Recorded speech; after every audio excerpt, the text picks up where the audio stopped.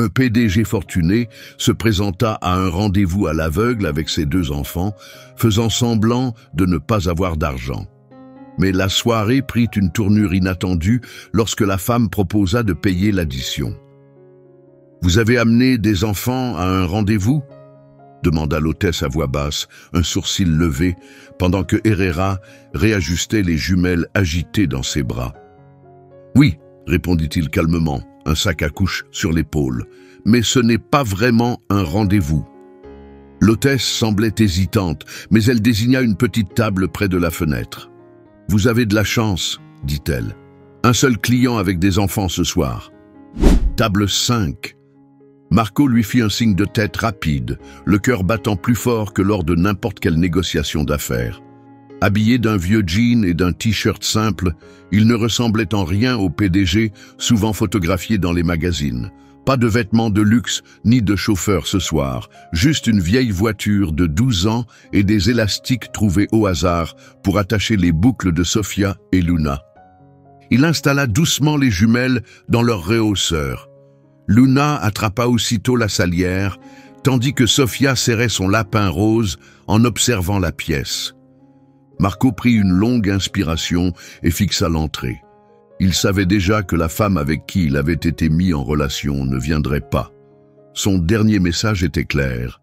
« Désolé, je ne sors pas avec un mec fauché qui a des enfants. Bonne chance. » Il s'apprêtait à rassembler les filles pour partir quand la porte s'ouvrit. Une femme entra, un livre à la main et un grand sac sur l'épaule. Elle balaya la salle du regard, vérifia brièvement son téléphone, puis le regarda droit dans les yeux. Un sourire un peu nerveux aux lèvres, elle s'approcha. « Salut, je suis Elena », dit-elle en replaçant une mèche dorée derrière son oreille. « Désolé pour le retard. Le bus était interminable. » Marco cligna des yeux, surpris. « Je sais, ce n'est pas une scène de film », ajouta-t-elle en s'asseyant en face de lui, jetant à peine un regard à son téléphone. « Mais tu avais parlé d'enfants et d'une table près de la fenêtre, alors j'ai deviné que c'était ici. » Il faillit lui dire qu'elle s'était trompée de table, mais quelque chose dans son regard le fit hésiter. Il y avait une sincérité tranquille dans ses yeux, un sourire un peu maladroit mais vrai. Et derrière tout ça, une fatigue qu'il connaissait bien. « Aucun souci, répondit-il doucement. On vient juste de s'installer. » Elena regarda les filles qui la fixaient en silence. « Je ne m'attendais pas à des invités aussi importantes ce soir, » dit-elle en souriant. Luna pencha la tête. « Tu aimes les chats ?» Elena sourit. « Ils sont plus agréables que la plupart des gens. » Sofia fit glisser un crayon sur la table, dessinant un. Sans hésiter, Elena attrapa une serviette et se mit à dessiner. Bientôt, les jumelles riaient en regardant son chat maladroitement esquissé, totalement captivé. Marco s'appuya contre le dossier, impressionné. D'habitude, présenter quelqu'un à ses filles était gênant, inconfortable. Mais pas cette fois. C'était simple, naturel. Puis la nourriture arriva et ce fut le chaos. Des spaghettis éclaboussèrent la table, du jus se renversa, les serviettes disparurent en un clin d'œil. Elena ne sembla pas du tout dérangée. Elle essuya la bouche de Luna et raconta une histoire drôle sur une chute dans un gâteau à la bibliothèque. Les filles riaient à en pleurer. Et quelque chose changea en Marco. Une chaleur oubliée depuis longtemps se répandit dans sa poitrine. Elena ne lui demanda pas ce qu'il faisait dans la vie. Elle ne parla ni de réussite, ni d'argent, ni de notoriété. Elle demanda à Sofia quel était son animal préféré et écouta attentivement l'histoire de Luna à propos d'une pierre magique. Et quand elle croisa le regard de Marco, elle lui sourit. Pas pour séduire, pas pour impressionner, juste parce qu'elle était elle-même. Un serveur s'approcha au milieu du repas et posa l'addition sur la table. « Prenez votre temps, » dit-il gentiment. « Le dessert arrive. » Marco fixa la note. Il tendit la main vers sa poche arrière, puis s'arrêta. Ce n'était pas sa voiture, ce n'étaient pas ses vêtements. Il ne savait même pas si ce jean contenait un portefeuille. La panique monta. Elena s'en aperçut aussitôt, mais au lieu de réagir, elle sortit calmement un vieux portefeuille, prit sa carte et la tendit au serveur avec un petit sourire. « Pas de souci, dit-elle en replaçant ses cheveux. J'ai connu bien pire. Marco se tourna vers elle sans voix. Tu n'étais pas obligé. Je sais, répondit-elle doucement, mais j'en avais envie. Tu avais l'air d'avoir besoin d'un peu de gentillesse. Marco resta silencieux. Le bruit du restaurant s'effaça. Ce n'était pas une question d'addition. Il avait les moyens d'acheter tout l'établissement. Mais dans ce moment de calme, ce qui comptait vraiment, c'est qu'elle l'avait vu. Pas le PDG, pas l'image, juste lui. Pas la version de Herrera qu'on lisait dans les magazines ou qu'on voyait en réunion d'affaires, mais celle qui galérait avec des réhausseurs et des briques de jus qui fuient. Un homme qui faisait de son mieux. Il jeta un regard à Elena, et cette fois, il la vit vraiment. De fines marques de fatigue entouraient ses yeux, sûrement des nuits passées à lire plutôt qu'à sortir. Son chemisier était simple, ses ongles sans vernis. Elle ne cherchait pas à impressionner. Elle était juste là, présente, authentique, douce. Alors que les autres clients quittaient peu à peu le restaurant, leur table restait animée, remplie de bavardages et de dessins sur des serviettes. Elena prit un graissin, le cassa en deux et tendit un morceau à Sofia tout en continuant à parler de son enfance. « On n'avait pas grand-chose quand j'étais petite, dit-elle, les yeux perdus dans le passé. Mais il y avait des livres partout, entassés sur des étagères, empilés au sol. Quand le courant sautait, ma mère me lisait quand même des histoires à la lumière des bougies. C'est ce qui m'a donné envie de devenir bibliothécaire. Les livres me faisaient me sentir riche, même quand on avait très peu. » Marco écoutait attentivement. Il n'y avait ni amertume, ni regret dans sa voix. Juste une gratitude paisible pour ces instants simples. Il en était bouleversé. La plupart de ses rendez-vous lui parlaient de sa maison de vacances, de son vin préféré ou de sa collection de voitures. Elena, elle, n'avait pas une seule fois parlé de travail ou d'argent. Elle ne semblait pas se soucier de ses réussites, seulement de qui il était au fond. Pour la première fois depuis longtemps, il se sentait réellement vu. « Tu dois vraiment aimer ton métier, dit-il. » Elena sourit. « Oui, quand les enfants viennent après l'école et que je me souviens de leur prénom ou que je leur mets de côté un livre qu'ils vont adorer, ça donne du sens. Ce n'est pas grand-chose, mais ça compte. » Sofia posa doucement sa tête contre le bras d'Elena. Elena enleva une miette de la joue de la petite. « Ces deux-là, murmura-t-elle, elles sont spéciales. » La gorge de Marco se serra. « Elles sont tout pour moi. » À la fin du repas, Marco se leva et proposa de raccompagner Elena à l'arrêt de bus ou de lui offrir un trajet. « Ce n'est rien de luxueux, dit-il avec un petit sourire, mais elle roule. » Elena hésita, regarda par la fenêtre. « C'est gentil, dit-elle doucement, mais j'aime marcher. Ça m'aide à remettre mes idées en place. » Il hocha la tête, cachant sa déception. « Bien sûr. » Elle se pencha et embrassa tendrement le front de Sofia. « Merci pour le dessin, l'artiste. »« Viens en faire d'autres, » lança Luna. Elena sourit, resta un instant. « Peut-être. » Puis elle tourna les talons et disparut dans la nuit. Le trajet du retour fut silencieux. Les jumelles dormaient déjà sur la banquette arrière, les mains tachées de crayons et de sauce tomate. Un dessin flottait sur le tableau de bord, un chat mal dessiné avec trop de moustaches et Elena plus Sofia écrit en haut. Quand Marco gara la voiture dans son garage, il fixa la serviette, le cœur serré. Un souvenir refit surface. Sa défunte épouse, Isabelle, assise sur le sol de la cuisine avec leur fille, dessinant des animaux de la ferme sur du papier brouillon. Son rire remplissait la maison. Ce souvenir l'avait toujours hanté. Il avait longtemps cru que tourner la page serait une trahison. Mais ce soir, en voyant Elena sourire malgré les jus renversés et les crayons sales, quelque chose avait changé. Il ne ressentait ni honte ni peur. Il se sentait en paix. Peut-être que guérir n'était pas trahir. Peut-être que c'était une invitation discrète à continuer de vivre, à essayer encore. Il regarda le dessin une dernière fois avant de le plier avec soin et de le glisser dans la boîte à gants. Quelque chose de fragile s'éveilla en lui, quelque chose qui ressemblait à de l'espoir. Il ne savait pas s'il reverrait Elena un jour, mais ce qu'elle lui avait offert ce soir-là était resté. Et pour l'instant, c'était suffisant. 4 jours étaient de passés depuis le dîner, depuis qu'Helena, pensant rencontrer quelqu'un d'autre, s'était assise à sa table et avait tout changé avec rien de plus que des crayons, du jus renversé et une honnêteté pure. Marco ne cessait de penser à elle, à la façon dont elle avait fait rire les filles, à la manière dont elle avait payé l'addition sans en faire toute une histoire.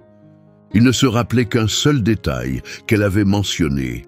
« Je travaille à la bibliothèque près de Pine Street, celle avec les portes rouges. » Ce samedi matin-là, il attacha de nouveau les filles dans la voiture. Il se dit que ce n'était qu'une simple visite à la bibliothèque, sans pression, sans attente, juste un peu de curiosité et peut-être une lueur d'espoir. Les portes rouges étaient faciles à repérer.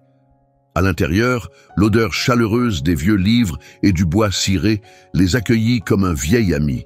Un groupe d'enfants était assis calmement par terre, rassemblés autour d'une femme en gilet doux. Sur ses genoux, un livre d'images au coin usé. Sa voix vibrait d'une énergie joyeuse alors qu'elle lisait à haute voix. Et puis l'ours demanda « Qui a pris mon chapeau ?» Les enfants éclatèrent de rire. Sophia s'exclama « C'est elle !» Luna applaudit en pointant du doigt. « Elle est vraiment là !»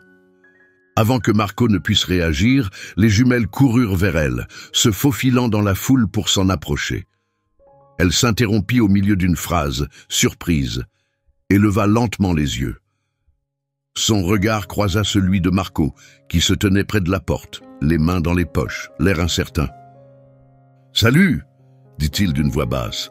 Elle referma doucement le livre. « On fait une petite pause », annonça-t-elle aux enfants. Ils grognèrent, puis allèrent s'affaler sur les coussins. Elle se leva. « Tu es venu ?»« Je me suis souvenu de ce que tu as dit, » répondit-il. « La bibliothèque avec les portes rouges. » Un long silence s'installa, pas froid, mais chargé de tout ce qui n'avait pas été dit. Sophia s'avança et tendit une feuille pliée. « On t'a refait un dessin. » Helena sourit en la prenant. « Merci, ma chérie. » Puis elle reposa les yeux sur Marco. « Tu n'étais pas la personne que j'étais censé rencontrer ce soir-là. »« Non, admit-il, tu attendais quelqu'un d'autre. » Elle croisa les bras. « Alors pourquoi tu n'es pas parti ?» Marco expira lentement. « Parce que pour une fois, j'ai eu l'impression qu'on me voyait vraiment. Pas mon nom, pas mon argent, juste un homme qui essayait de dîner avec ses enfants. Un père qui pense encore à sa femme, quelqu'un qui voulait juste une soirée un peu moins vide. » Son visage s'adoucit légèrement, mais elle ne répondit pas. « Je ne jouais pas un rôle, » ajouta-t-il, « je n'ai juste pas tout expliqué. Parce que pour la première fois, je n'étais pas jugé sur ce que je possède ou sur qui je fréquente. Tu as écouté mes filles comme si elles comptaient. Tu n'as pas bronché quand c'est devenu le chaos. Et quand tu as payé l'addition, tu n'as même pas hésité. » Elle ne détourna pas le regard. Ses yeux restèrent fixés sur lui. Il fit un pas discret vers elle. « Je m'appelle Marco Herrera. Je dirige une entreprise qui fabrique probablement les boîtes à dons de cette bibliothèque. J'ai trop de costumes et une maison bien trop grande pour moi et 2 petites filles. Mais rien de tout ça n'avait d'importance l'autre soir, à cause de toi. » Elle jeta un œil aux enfants qui feuilletaient des livres un peu plus loin.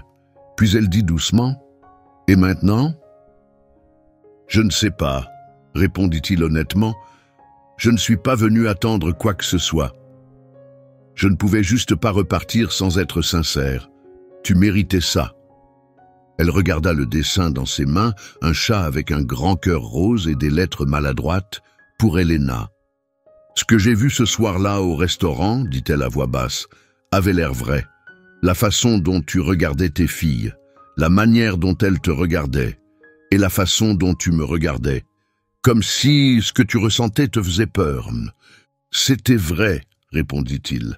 Elle le regarda à nouveau dans les yeux. « Mais j'ai besoin d'un peu d'espace. Quand la vie est en désordre, on a du mal à savoir ce qui est vrai. »« Je comprends, » dit-il en hochant la tête. « Prends tout le temps qu'il te faut. » Ils restèrent là, suspendus à cet instant. Ce n'était pas un adieu. Pas encore. Et d'une certaine façon, c'était suffisant. Dans les jours qui suivirent, leurs moments furent discrets et sans parole. Marco amena les filles à la bibliothèque plus d'une fois. Chaque fois, Elena souriait et faisait semblant d'être surprise, même si c'était évident qu'elle s'y attendait. Un après-midi, ils se retrouvèrent au parc. Les filles couraient pieds nus dans l'herbe pendant qu'Elena lisait à haute voix un livre pour enfants, assise tout près.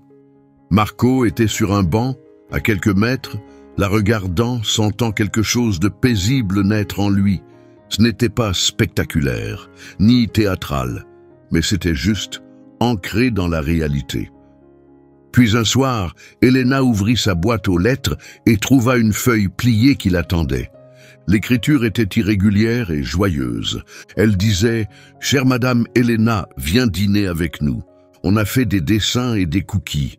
Avec amour, Sofia et Luna, et papa aussi. » Elena posa une main sur son cœur et sourit. Elle le savait déjà. Elle ne pourrait pas dire non. Ce dimanche-là, Marco les emmena dans un coin tranquille, à la lisière de la ville, là où se trouvait un petit chalet chaleureux, niché sous les arbres. « C'était la maison de ma mère », expliqua-t-il en roulant sur l'allée de gravier. « Je l'ai gardée telle qu'elle l'a laissée. C'est ici que je viens quand j'ai besoin d'oublier qui le monde pense que je suis. » La maison était simple mais pleine de chaleur, avec des fleurs poussant dans des pots dépareillés le long du porche, et un vieux carillon tintant doucement dans le vent. À l'intérieur, les jumelles avaient transformé le salon en galerie d'art colorée avec des dessins au crayon accrochés sur presque tous les murs. Elena éclata de rire en entrant. « Tu ne plaisantais pas pour les œuvres d'art » dit-elle.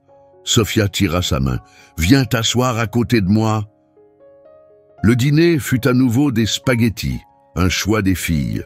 Marco portait un tablier ridicule avec l'inscription « Embrasser le chef » et tenta de ne pas avoir l'air trop gêné lorsqu'il se fit éclabousser de sauce. Les filles parlèrent sans arrêt, de l'heure du conte à la bibliothèque, de leurs animaux préférés et de la couleur que devrait avoir le ciel s'il n'était pas bleu. Elena posait des questions, faisait passer le pain et ne toucha pas une seule fois à son téléphone. Elle était là, pleinement présente. Après le repas, Marco sortit de vieux jeux de société et pendant que les filles riaient devant les pions dépareillés, Elena aida à ranger. En s'accroupissant pour nouer le lacet de Sofia, elle remarqua une mèche tombant dans les yeux de la fillette. « Attends, je vais arranger ça », dit-elle doucement. Elle écarta les mèches et les attacha avec une petite barrette. Sofia s'illumina, tout son visage rayonnait.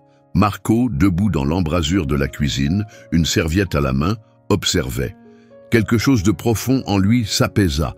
La façon dont Sofia regardait Elena, ce n'était pas juste de l'affection. C'était du confort, de la confiance, une forme de lien que les enfants ne simulent pas.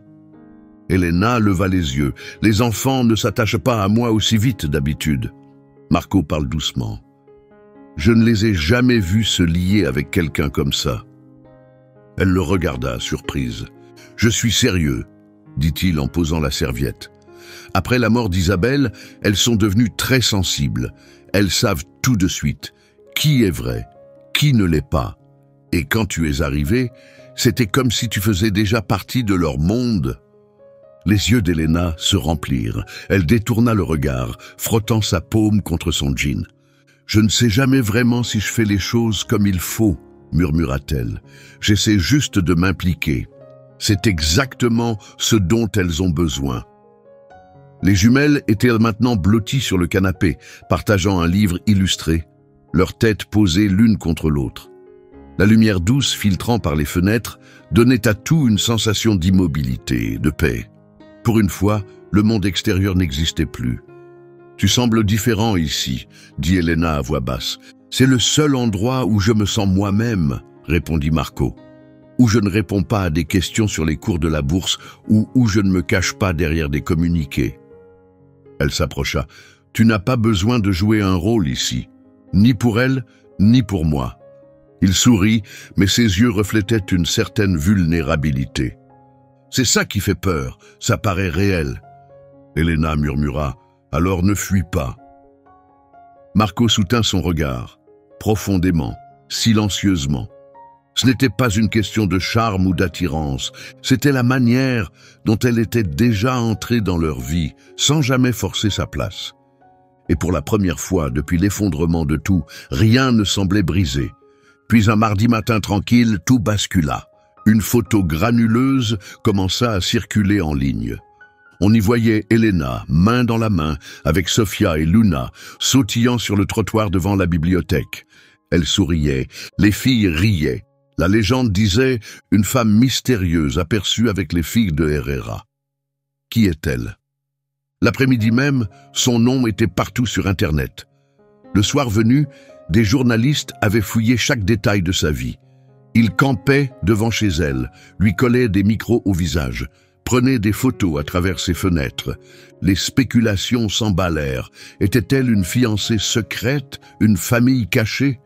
Les histoires déformaient la vérité dans tous les sens. Marco regardait, impuissant. Son nom était de nouveau à la une, mais cette fois, il entraînait Elena avec lui, une femme qui n'avait jamais cherché l'attention, qui n'avait rien fait de mal. Il l'appela encore et encore, pas de réponse. Le lendemain matin, au travail, le directeur de la bibliothèque la convoqua dans son bureau. Son expression en disait long, avant même qu'il ne parle. « Il y a des pressions », avoua-t-il, incapable de la regarder dans les yeux. L'un de nos principaux donateurs menace de retirer son soutien. Ils disent que cette attention médiatique est une distraction. Elena sentit son cœur chuter comme une pierre. « Mais je n'ai rien fait de mal, dit-elle d'une voix tendue. « Je sais, répondit le directeur doucement, mais ce n'est pas une question de bien ou de mal, c'est une question d'image. » Elle quitta la bibliothèque, une petite boîte dans les bras. Quelques livres, sa tasse, une photo encadrée. Les murmures de ses collègues l'accompagnant comme des fantômes. Il lui avait fallu des années pour construire cette vie paisible et stable. Une seule photo malheureuse avait tout effacé. Ce soir-là, elle s'assit sur son canapé, entourée de silence. Son téléphone vibrait sans arrêt. Des dizaines de numéros inconnus, des journalistes, des inconnus curieux, des gens pleins d'avis non sollicités. Un seul message, elle le relut plusieurs fois. « Elena, parle-moi s'il te plaît, je n'ai jamais voulu que ça arrive. » Marco, mais elle ne répondit pas. Le lendemain matin, le cirque se déplaça devant chez elle. Les journalistes envahissaient l'entrée de son immeuble, micro et caméra prêts. Des voisins regardèrent depuis leurs fenêtres. Une voix résonna dans le couloir. « C'est vrai? Tu vas l'épouser ?» Puis un bruit nouveau coupa le vacarme. Une portière de voiture claqua. Des pas suivirent, le genre de silence qui s'installe quand quelque chose d'inattendu se produit. Marco Herrera se tenait au bas des escaliers. Son manteau ouvert, les cheveux décoiffés par le vent. Les flashs crépitèrent. Il ne broncha pas. Il ne regarda qu'un seul endroit, l'appartement d'Elena. Derrière le rideau, elle observait, les doigts crispés sur le tissu. Ses mains tremblaient. Il fit un pas en avant et parla juste assez fort pour couvrir le chaos. « Je ne peux pas changer le monde, Elena, dit-il, mais je peux me mettre entre toi et lui. Laisse-moi affronter les caméras, les gros titres. Dis-moi juste un mot. » Sa voix tremblait. « Laisse-moi rester à tes côtés. » À l'intérieur, elle restait figée. Son cœur battait à tout rompre. Les larmes montaient. Sa main hésita près de la serrure, mais elle n'ouvrit pas. Sa voix s'éleva doucement. « Tu dois protéger tes filles. »« C'est ce que je fais, » répondit-il. « Mais elles font déjà partie de tout ça, Elena. Elles parlent de toi chaque soir. Elles te manquent, et moi aussi. » Sa voix se brisa. « Je ne voulais pas cette attention. »« Je sais, dit-il, aucun de nous ne la voulait. Mais ce qu'on a vécu, ce qu'on vit encore, c'est la chose la plus vraie que j'ai connue depuis longtemps. » Elle resta silencieuse. Le clic des appareils photo, le vent, tout semblait suspendu. « Je suis désolé, » murmura-t-elle enfin, « mais je te demande de partir. » Il resta là un instant, immobile, puis hocha la tête et fit demi-tour, traversant lentement la foule de journalistes, chaque pas plus lourd que le précédent. Elena s'effondra au sol, le dos contre la porte. Sa boîte de la bibliothèque posée à côté d'elle. Pour la première fois depuis des années, elle souhaita que le monde arrête simplement de tourner. Elle n'avait pas touché au dessin, il était toujours scotché à sa porte, des gribouillis au crayon, des cœurs bancals. Et ce message, « Tu nous manques, mademoiselle Helena ». Sofia l'avait écrit en violet. L'empreinte de Luna était tamponnée en orange vif dans un coin. Pendant 3 jours, Helena s'arrêta devant la porte à chaque sortie, effleurant le papier du bout des doigts, et chaque fois elle s'éloignait le cœur un peu plus lourd. Le chaos en ligne s'était déplacé ailleurs, un scandale de célébrité ou un drame politique, mais les dégâts, eux, étaient restés. Son travail restait suspendu, son nom flottait encore dans les murmures des réseaux sociaux. Elle se disait que c'était plus sûr ainsi, le silence, la séparation. Pas de lien, pas de vulnérabilité, mais chaque nuit, elle rêvait de petites mains mêlées aux siennes, de dessins maladroits, de rires venant de la cuisine. La chaleur de la petite maison lui manquait, ses dîners qui finissaient toujours en éclaboussures de sauce et éclats de rire. Il lui manquait. Chez Marco, le silence avait pris une autre forme. Il avait du poids, une présence. Les filles le ressentaient, même si elles ne comprenaient pas pourquoi. Elle ne saisissait rien aux gros titres ni au scandale. Elle savait seulement qu'Helena n'était plus là. Le 3e soir, juste avant d'aller se coucher, Luna grimpa sur les genoux de Marco. Ses yeux brillaient. « Mademoiselle Helena ne reviendra plus ?» Il lui essuya doucement une larme. « Elle a juste besoin d'un peu de temps. » Luna enfouit son visage contre sa chemise. « C'est à cause de nous? On a tout gâché ?» Le cœur de Marco se serra. « Non, ma puce, vous avez tout bien fait, elle vous aime très fort. » La voix de Luna tremblait. « Alors pourquoi elle n'est pas là ?» Il n'avait pas de réponse. Le lendemain matin, il trouva les 2 filles à la table de la cuisine, entourées de crayons. Elles ne riaient pas, ne bavardaient pas, juste concentrées, en silence. Quand elles eurent fini, Sofia leva leur nouveau dessin, 3 bons hommes, légendés nous, avec des cœurs colorés flottant au-dessus de leur tête. Tout en haut, en lettres bien visibles, on apporte nos cœurs. Marco resta longtemps à le regarder, puis il se leva, la voix ferme. « On va la voir !» Les yeux de Sofia s'illuminèrent. Luna tapa des mains. Les jumelles coururent s'habiller, l'excitation débordant. Aucun journaliste à l'horizon cette fois. Marco choisit une route discrète, passa par les petites rues. Il se gara à quelques pâtés de maison et porta les filles pour éviter toute attention. Arrivé devant l'immeuble d'Helena, le dessin qu'elles avaient collé des semaines plus tôt était encore là, accroché à la porte, flottant dans la brise comme s'il les avait attendus. Il frappa une fois, rien, il frappa à nouveau, plus doucement. Toujours le silence, il baissa les yeux vers ses filles. « Prête ?»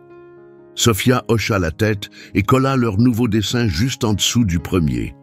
Puis les 2 filles se placèrent devant la porte, bras grands ouverts, yeux brillants, sans savoir si elle allait répondre, mais pleine d'espoir. À l'intérieur, Helena s'efforçait de s'occuper, triant une pile de livres par terre, n'importe quoi pour ne pas penser. Le coup frappé la figea. Puis, elle entendit les rires, le froissement du papier et ce son qu'on ne confond pas. L'amour, juste derrière la porte. Elle l'ouvrit lentement. Elles étaient là, Sofia et Luna, bras tendus, visage rayonnant. Aucune agitation, aucune caméra, juste elle. « Hey !» murmura Sofia, à peine audible. Helena tomba à genoux, les larmes coulant avant même qu'un mot ne sorte, les bras ouverts. Les jumelles se précipitèrent et se blottirent contre elle, enfouissant leur visage dans ses épaules. « Vous m'avez manqué !» chuchota Helena entre ses sanglots. « Tellement !» Derrière elle, Marco se tenait en silence, les mains dans les poches de son manteau. Il ne dit rien jusqu'à ce qu'Helena lève les yeux, le visage plein d'émotion. « Je n'ai pas amené de nouvelles, » dit-il doucement, « ni d'attente, juste mon cœur et le leur. » Helena se releva lentement, tenant toujours les filles contre elle. « Pourquoi être revenu ?» Il inspira. « Parce que je peux renoncer à tout, richesse, réputation, attention, mais pas à ça, pas à toi. » Les jumelles la serrèrent plus fort. Elle ferma les yeux. « Je croyais que partir vous protégerait. » La voix de Marco était douce. « Partir ne nous a pas protégés, ça nous a fait plus de mal. » Elle le regarda longuement, puis elle s'écarta. « Entre !» Il s'avança, prenant soin de ne pas déranger les filles accrochées à ses jambes. Il n'y avait ni flash, ni gros titres, juste le seuil d'une porte, et 4 personnes qui ne voulaient plus se lâcher. « Je n'ai pas besoin du reste », murmura-t-il. Elena hocha la tête, la voix tremblante. « Moi non plus. » Et cette fois, personne ne recula. La vie ne redevint pas ce qu'elle avait été, elle devint quelque chose de mieux, plus doux, plus vrai. Marco et Elena ne recommencèrent pas leur histoire dans le secret, ni avec de grands gestes. Ils recommencèrent calmement, à travers des balades au parc, des rires pendant les histoires du soir et des courses du week-end où Sofia insistait pour pousser le chariot et Luna s'installait dedans, saluant comme une reine. Elena avançait à son rythme, lentement, prudemment. Marco la laissait faire, il ne pressait jamais, ne forçait rien. Le monde l'avait déjà trop bousculé. Un soir, alors qu'ils étaient assis sur le porche à regarder les filles jouer, Marco lui demanda doucement « Si tu pouvais faire n'importe quoi, vraiment n'importe quoi, ce serait quoi ?» Elena sourit, pensive. « Je créerais un programme de lecture pour les enfants qui n'ont pas de livres. Pour ceux qui restent à la bibliothèque jusqu'à la fermeture parce que chez eux, ce n'est pas sûr. » Marco acquiesça. « Alors, on va le faire. » Ils l'appelèrent « Nid d'Histoire », un programme itinérant qui apportait des livres et des séances de lecture dans les foyers, les écoles, les centres communautaires. Elena prit les rênes, choisissant les livres, formant les bénévoles, lisant avec cœur et humour à des enfants qui, souvent, n'avaient ni l'un ni l'autre chez eux. Marco finança le projet discrètement.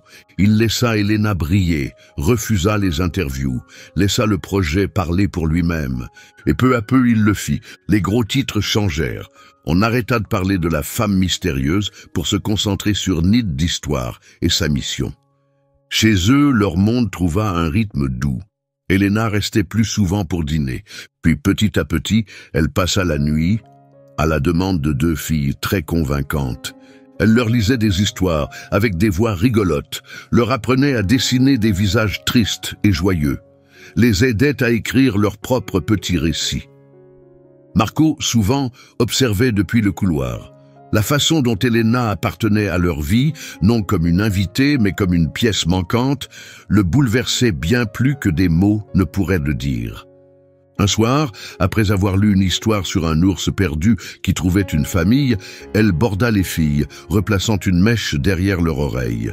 Luna attrapa sa main, la voix endormie. « Mademoiselle Elena ?»« Oui, ma chérie. »« Est-ce que je peux t'appeler maman Elena ?» La pièce s'immobilisa. Marco se figea.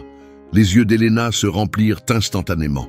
Elle tomba à genoux près du lit, prenant la petite main de Luna dans la sienne. « Si c'est ce que tu veux, dit-elle, la voix tremblante, alors oui, bien sûr que tu peux. » Luna se blottit contre elle, pendant que Sofia tendait doucement la main pour la toucher. Elena embrasse tendrement leur front, des larmes silencieuses coulant sur ses joues. À cet instant, Marco entra dans la chambre. Il s'assit en silence au bord du lit et prit la main d'Elena. Aucun mot n'était nécessaire. Les filles s'endormirent, toujours accrochées à ses doigts. Ce soir-là, une fois la cuisine rangée et la maison paisible, Elena et Marco s'assirent sur le porche, partageant une couverture. Le carillon installé par sa mère, des années plus tôt, tintait doucement dans le vent. « Je n'ai jamais voulu prendre la place de quelqu'un, » murmura Elena. « Tu ne l'as pas fait, » répondit Marco. « Tu es devenue quelqu'un de précieux, toute seule. » Elena posa sa tête contre son épaule.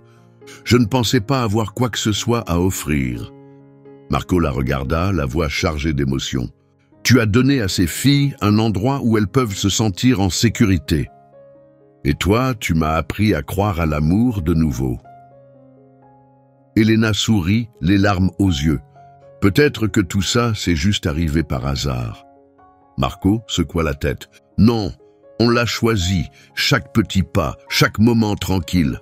On l'a construit ensemble. » Elle hocha la tête, sentant cette vérité profondément en elle. Dans ce moment de silence, sous la lueur douce de la lumière du porche, ils n'étaient plus en train de devenir une famille. Ils l'étaient déjà. 1 an plus tard, beaucoup de choses avaient changé en apparence. Mais le cœur de leur histoire était resté merveilleusement simple.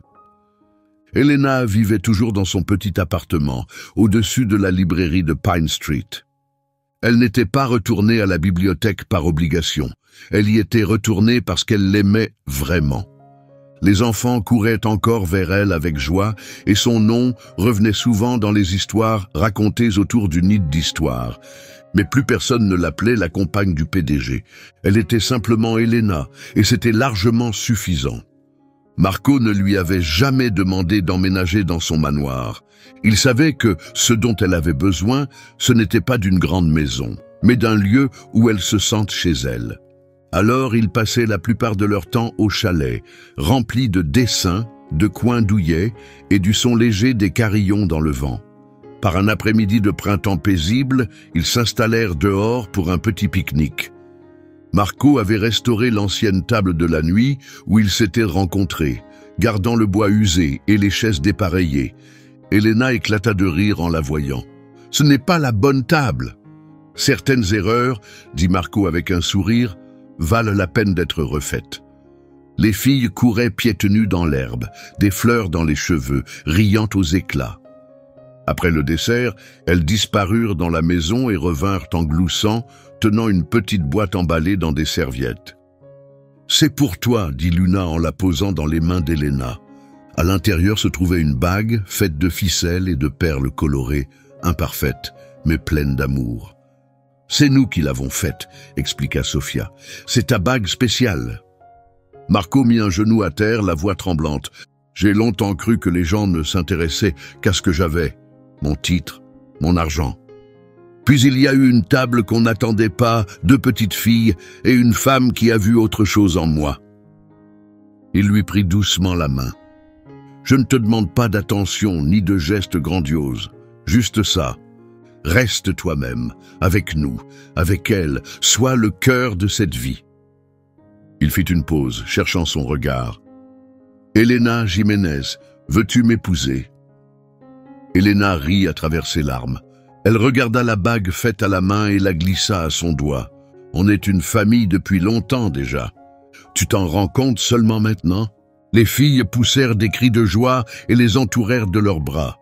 Pas de gros titres, pas de projecteurs, juste la lumière du soleil, une brise légère et 2 enfants qui, sans le savoir, avaient donné naissance à une histoire d'amour. Plus tard, alors que le ciel du soir se teintait d'or, Marco et Elena étaient assis côte à côte sur la balançoire du porche. « Tu n'as jamais été la mauvaise personne, » murmura-t-il. « Tu étais juste la bonne, assise à la table la plus inattendue. » Elena sourit. « Et toi, tu n'as jamais été le milliardaire, dit-elle.